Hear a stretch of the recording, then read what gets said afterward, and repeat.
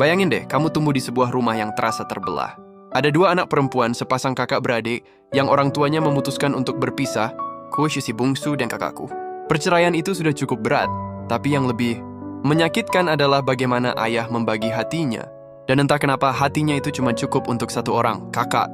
Sejak kecil, aku selalu jadi penonton. Aku nonton ayah ngajarin kakak naik sepeda, sementara aku belajar sendiri dan jatuh berkali-kali sampai lututku berdarah.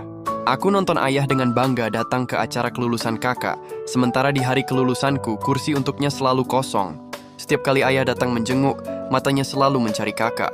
Hadiah, pujian, pelukan hangat, semuanya mengalir deras untuknya. Untukku, paling banter cuma sapaan singkat. Gimana sekolahmu?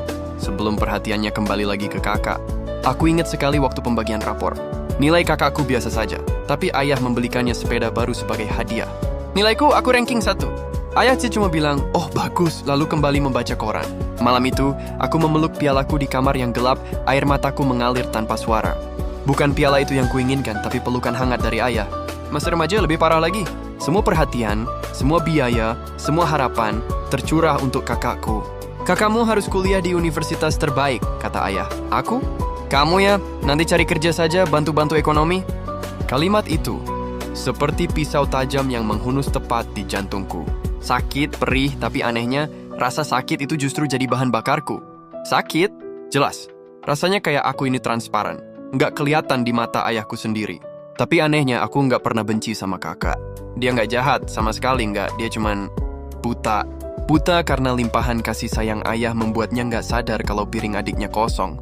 Baginya, ayah yang dia kenal adalah ayah yang sempurna, ayah yang selalu ada. Dia nggak pernah tahu ada versi ayah yang lain, versi yang aku kenal, yang tatapannya selalu terasa dingin. Aku berjanji pada diriku sendiri. Aku nggak akan jadi bayangan. Aku belajar sambil kerja serabutan. Cuci piring di warung makan, jadi ojek online apapun kulakukan.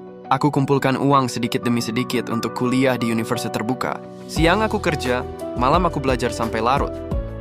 Kakakku, dia hidup nyaman dengan semua fasilitas dari ayah. Lagi-lagi, dia bukan antagonis. Dia hanya tidak tahu perjuanganku karena ayah selalu bilang, adikmu baik-baik saja, dia sudah mandiri. Waktu terus berjalan. Singkat cerita, dengan keringat dan air mata, usahaku membuahkan hasil. Aku berhasil membangun sebuah bisnis kecil yang kini berkembang pesat. Aku punya rumah sendiri, mobil sendiri, dan kebebasan finansial yang dulu hanya ada dalam mimpiku. Sementara itu, takdir berkata lain pada ayah dan kakakku.